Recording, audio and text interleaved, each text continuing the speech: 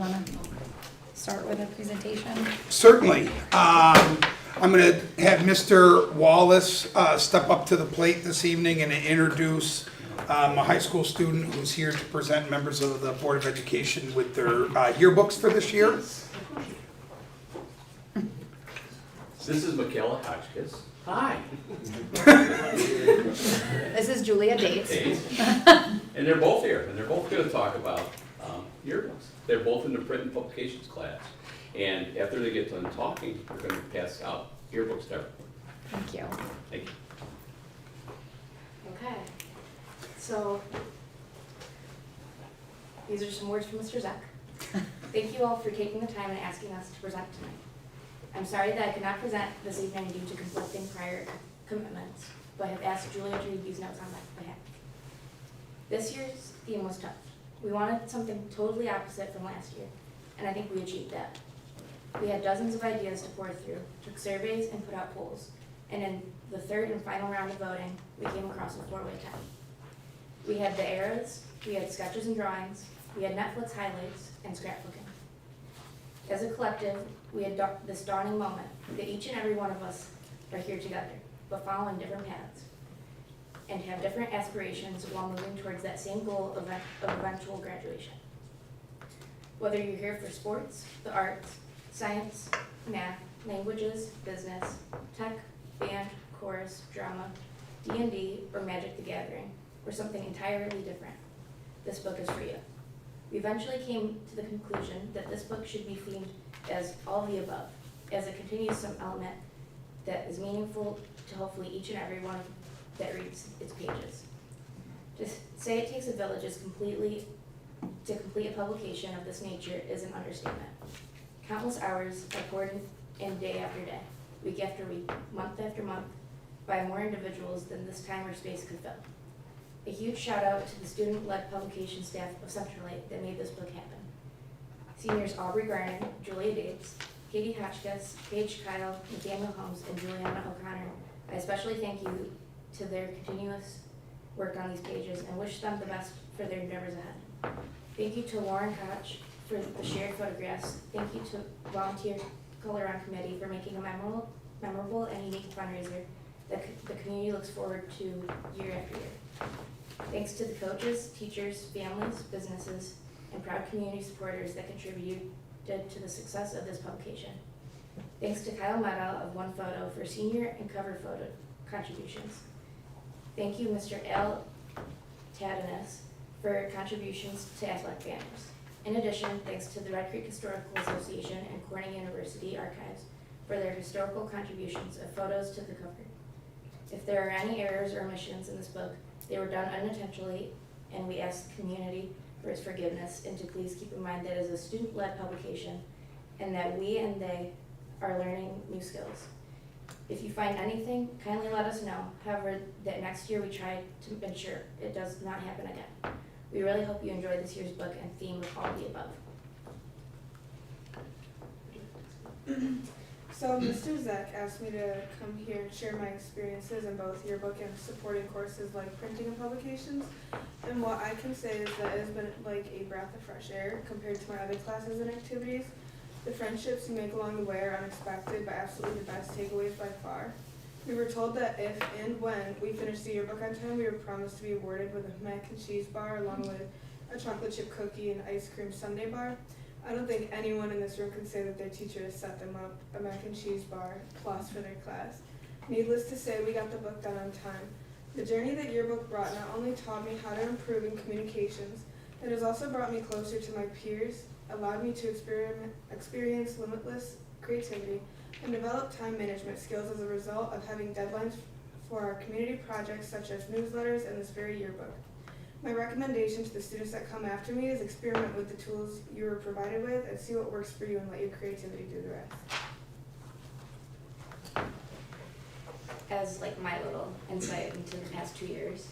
After the past 2 years of being involved with Centralite, I have learned the importance of publication that is the yearbook. In creating the yearbook, I have learned skills like advertising, graphic design, organization, time management, and most importantly, teamwork. The yearbook allows students and staff to have an opportunity to look back at memories from the school year for the rest of their lives. I learned that solid and non-movable deadlines are often a real challenge in the world of publications, and that when they are not met, it can change production or have consequences. Soft deadlines are often needed to allow revision and editorial to take place, and the most instructor editorial often occurs in still. Errors and mistakes can be made. I learned that it's okay to make a mistake so long as accountability and recognition are there to try and correct or remedy. I will always remember and cherish the work that went into creating this, as well as the memories made along the way. My advice to students that come after me is to always be taking pictures and, most importantly, have fun along the way. And do we have those?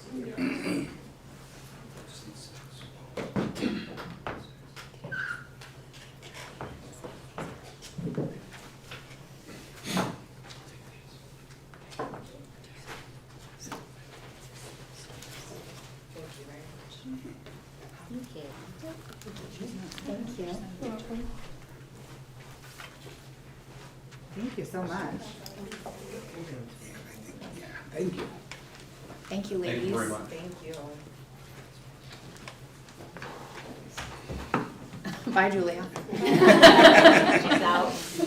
So our students, as part of our protocol, of course, that yearbook is kind of released to students at our moving up day ceremony, which was held right before Memorial Day, that Friday prior to Memorial Day. So this was the most relevant board meeting since that occurred just a short time ago. So many thanks to the yearbook staff, Central Light, and of course the advisor, Mr. Zeck, for all the work that goes into such an event each year. So I hope it's my first viewing of it. So I'm Well, they give you one too. looking forward to taking a look at it this time. So Well, great. I'm assuming we don't have any questions. Also, they left, so. we can pass questions Yeah, along. exactly. Thanks, Mr. Wallace, if you want to pass along our thanks. All right, well, we're gonna move on then. Perfect. I would take a motion for C1, the regular meeting minutes from the 22nd of May. Thank you, Mrs. Kaiser. A second, Mrs. Dingman. Any questions, corrections? All in favor? Any opposed? Any abstentions? Okay, moving on. I take a motion for both the financial reports. Thank you, Mrs. Dingman, and a second by Mrs. Decker. Any questions on this group? Okay, all in favor? Any opposed? Any abstentions? Okay, moving on. Consent agenda, could I have a motion, please, for all of it if possible, Mrs. Geiser? Second by Mrs. Decker. Any questions on this group? Yes, I was just wondering about, why we don't have a boys JV coach? We're still in the process of, we have multiple applicants, so Okay. we're in the process for that one. Okay, great. Currently, we expect to have the numbers for that right now. It seems okay, so it's really just going through the process for the, with multiple applicants. Okay, thank you. Let me just say that's great, because we're kind of on a good trend for numbers for sports, which Very is good always- trend. It's always good. Any other questions? Did, a survey went out to modified, right? But did it go out to JV and varsity or just modified? I keep track of that with the coaches for Okay. each sport, so I've gone over that, our projected numbers for kids returning. Okay. And we're at 45 plus for both boys and girls of kids that played last year that we're expecting to play next year. For soccer? High school, just high school kids. Okay, Yeah, so Great. we're good. In each boys and girls, 45 each. Yep. wow, awesome. Awesome. Yep. Okay. Yeah, it was just a short time ago that we didn't have, didn't have JV And for we're worried either of about those two varsity. things, right? So, really coming out of COVID, kudos to everybody for kind of getting themselves back in the game, so. Literally. So to speak. Yeah. Good one. Any other questions? Are you ready? Mrs. Decker? Mrs. Dingman? Yes. Mrs. Kaiser? Yes. Mrs. Allen? Yes. And Mrs. Madigan? Yes.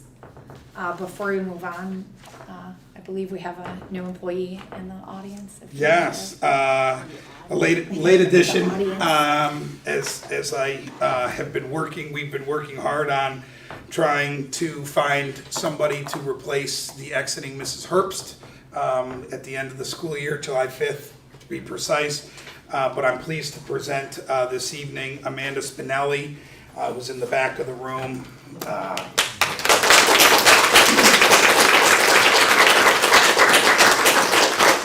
So it's a new title, a very similar work, Director of Student Services, which is a much more encompassing title for the work reflective of what Julia has done for us for years. So we're excited to welcome Amanda aboard, and we'll look forward to seeing good things from her. So Great. Welcome, Amanda. Thank you. Okay, we're gonna keep going to new business. I take a motion for, Maybe 1 through 5. take 1 through 5, if that's, Second that? thank you. Any questions on this group?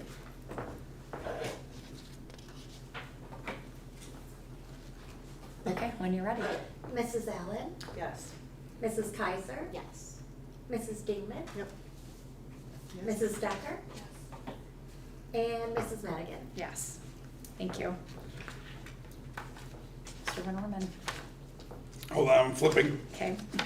He's not listening. Your legs are back. I know. Does anyone wonder if we're doing this for the new employees' benefit? So she thinks the board meetings are this quick? They're not. But they will be. That's right. I'll ask Yours, Dan. yeah. Yeah, CBO, Central Business Office out of BOCES, provided us with their reserve activity report. Anything to add on that, Danielle? I would just say you'll notice on there that it doesn't go quite through the end of June just yet. Our policy says that we should be submitting this to you at least once annually, so for the sake of needing that during the 23-24 calendar year, I just wanted to send something your way. Once our books close out, we'll provide an update. Thank you. Anybody have any questions? Okay, all right. Did you have anything else? I will, under my correspondence, I just wanted to make sure I drew everybody's attention to the TVs that are up behind us. We had received some feedback from the community related to kind of the ability of folks that are in the audience, both in front of us here, but also on TV, to follow along with exactly what portions of the board meeting were taking place. So Amanda has been working on putting a PowerPoint together that just kind of allows everybody to see the flow of the things that are up for vote and discussion. So that's a new change for this time, and if you have any feedback, let us know. So. Thank you. Okay, committee updates. Anybody want to start? Kim? Sure. Not too much. The community center update, I mentioned last meeting that there's a subcommittee that has formed to review and potentially revise the bylaws, and that subcommittee is meeting on June 13th, so ahead of our next board meeting. So I anticipate there'll be an update at our next board meeting on that.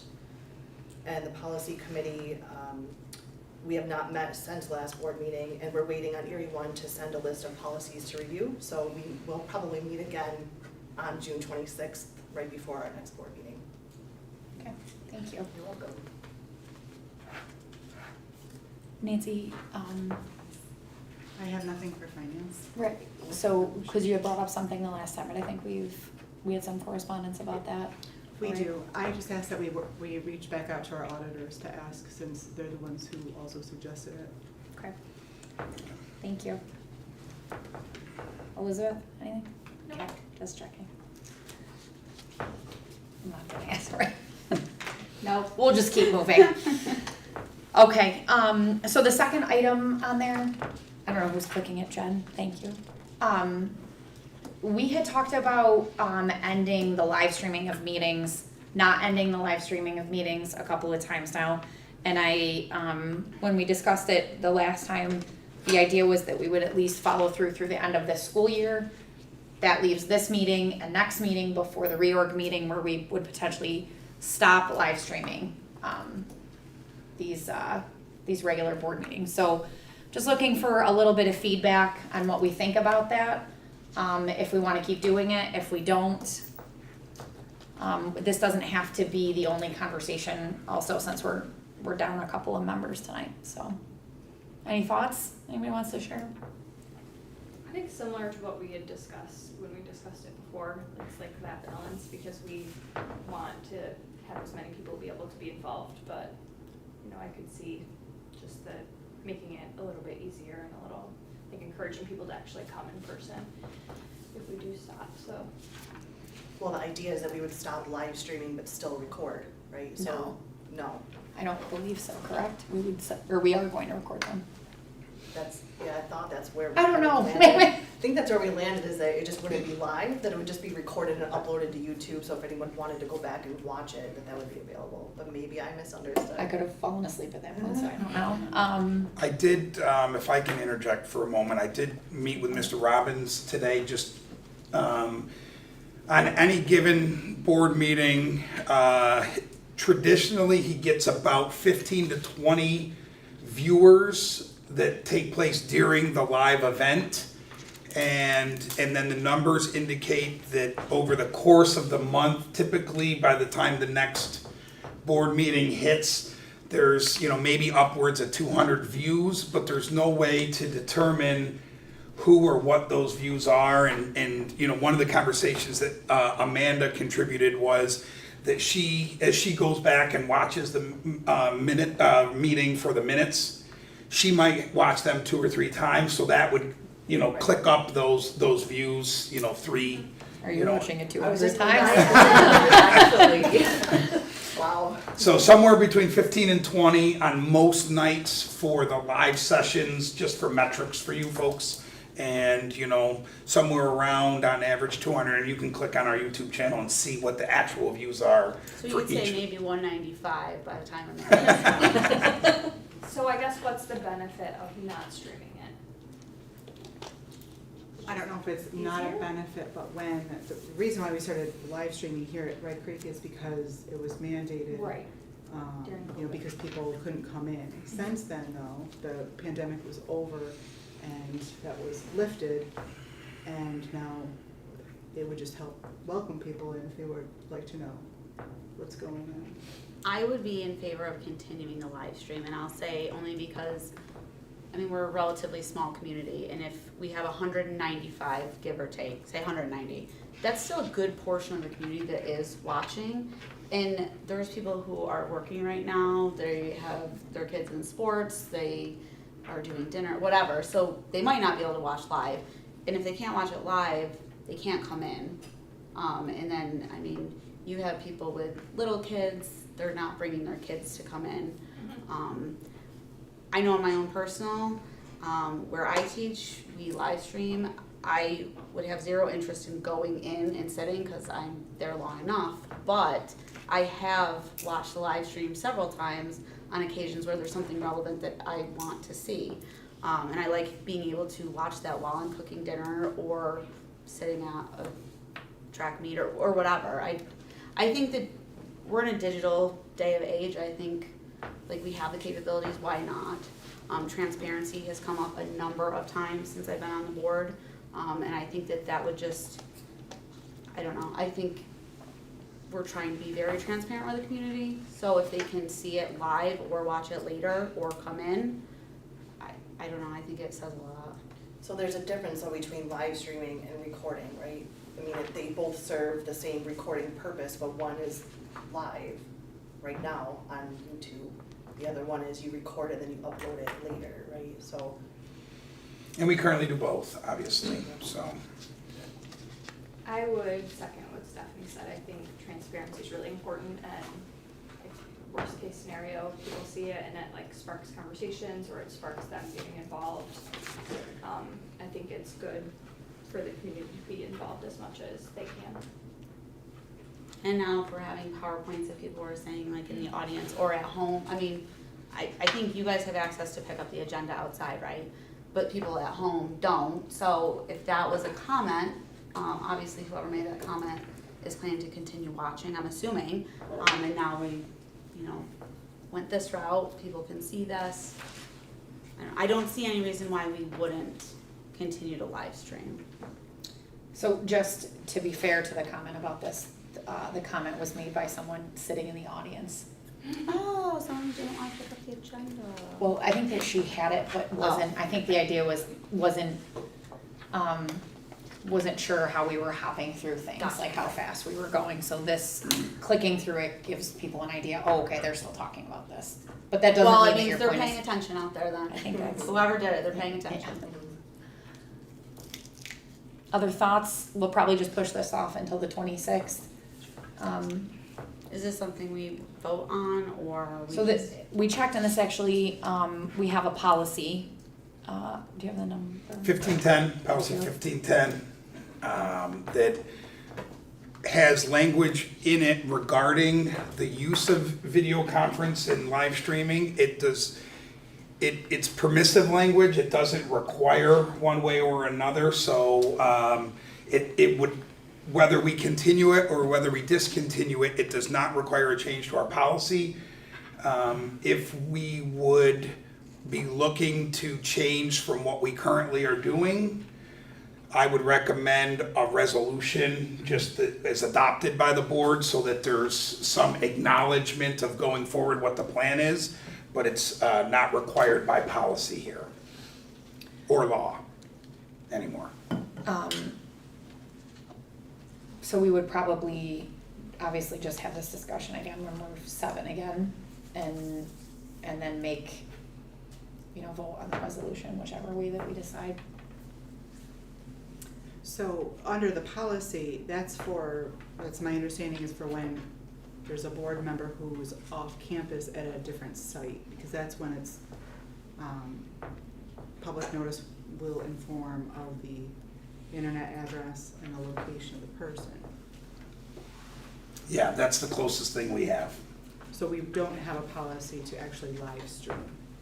That's Just what's in there, that's for board members who are away. All right, so next month, here we go, or next meeting. Next meeting, not next month You don't yet. even have to wait till next month or anything. We could though. 2 weeks. Okay. Okay, anyway, the point of putting it on there was to obviously make it, public so that people knew that we were discussing it. We'll have it on the next agenda meeting as well to have that discussion before we decide how to move forward. So give it some thought. It'll be under other business, next time on the 26th, okay? All right, amazingly, I think we're done, so I'll take a, Did we want to discuss this at all or no? not this time, yeah. I'll make a motion to adjourn. Thank you, Mrs. Dingman, and a second by Mrs. Decker. Is this a record? Maybe there's a reason for that, let's take a minute. Thank you. 6:55. I think this was our fastest meeting ever. I feel like. Way to go. You're welcome, Amanda, welcome to the There team. you go. Don't get used to this. Thank you. Hold on, because Mr. Carter's the one dealing with the thing.